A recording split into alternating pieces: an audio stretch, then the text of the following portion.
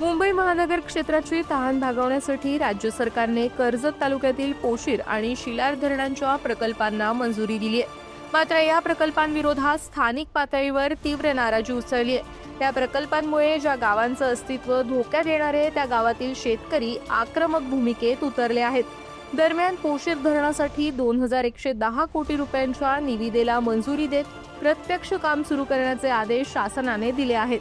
रायगड पाटबंधारे विभागाने हे काम मे प्रसाद कन्स्ट्रक्शन कंपनीला दिलं असून प्रशासनाच्या स्तरावर प्रकल्पाची हालचाल वेगाने सुरू आहे. मात्र जमिनीवर परिस्थिती पूर्णपणे वेगळी आहे. बोरगाव जवळील पोशरी नदीवर प्रस्तावित धरणामुळे 1221 हेक्टर सुपीक जमीन पाण्याखाली जाण्याचा अंदाज आहे. यामुळे बोरगाव, बोंडेशेत, पेंढरी, भोपेवाडी, चेवणे, सई, ओलमन आणि चाफेवाडी ही 8 गावं बाधित होणार आहेत. पिढ्यानपिढ्या कसत आलेली शेती आणि घरं पाण्याखाली जाण्याच्या भीतीने शेतकऱ्यांमध्ये चिंतेचं वातावरण आहे. स्थानिकांच्या मते जमीन हीच त्यांची उपजीविका आणि ओळख आहे. जमीन आमची आई आहे. वडिलोपार्जित संपत्ती गमावून आम्ही कुठे जाणार असा सवाल शेतकरी शासनाला विचारत आहे.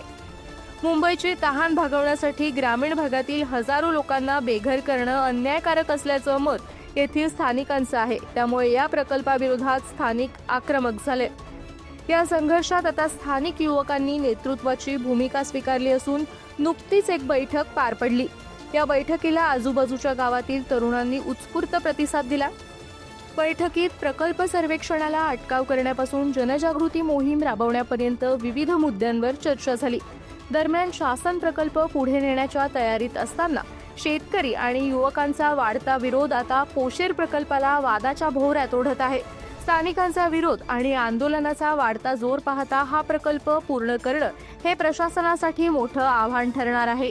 प्रकल्प बांधायचा असेल तर स्थानिक शेतकऱ्यांचा आणि आमचा सध्या आम्ही युवा पिढी इथं एकत्र झालेली आहोत आणि ह्या युवा पिढीचा आम्हाला पूर्ण पाठिंबा आहे आणि ह्या पूर्ण पाठिंब्यामुळे आम्ही धरण होऊ देणार नाही हे मात्र नक्कीच आहे. आणि यापुढे जर असं काही आढळल्यास समजा सरकारने काही कागदपत्रे किंवा काही तयार केलेस तर आम्ही पूर्ण युवा पिढी, शेतकरी वर्ग आणि अजून आमच्या इथं 6-7 गाव आहेत ते सगळे एकत्र येऊन तहसील कार्यालय आणि प्रांत ऑफिसला आम्ही धडक मोर्चा देणार आहोत आणि ह्या मोर्चाची दखल पूर्णपणे सरकारची असणार आहे. जर आमच्या सर्व शेतकऱ्यांचा जर इतर उदरनिर्वाह शेतीवरती चालू आहे आणि जर त्या शेतीवरती जर धरण बांधण्याचा सरकारचा जर हेतू असेल आणि जेणेकरून बदलापूर, अंबरनाथ, ठाणे, मुंबई यासारख्या शहरांना पाणी पुरवठ्यासाठी जर आमचा स्थानिक शेतकऱ्यांचा इथं जर बळी देत असेल तर हा धरण आम्हाला नको आहे. आपल्या परिसरातील ताज्या बातम्या आणि घडामोडी सर्वात अगोदर पाहण्यासाठी कर्जत अपडेटला सबस्क्राईब करायला विसरू नका.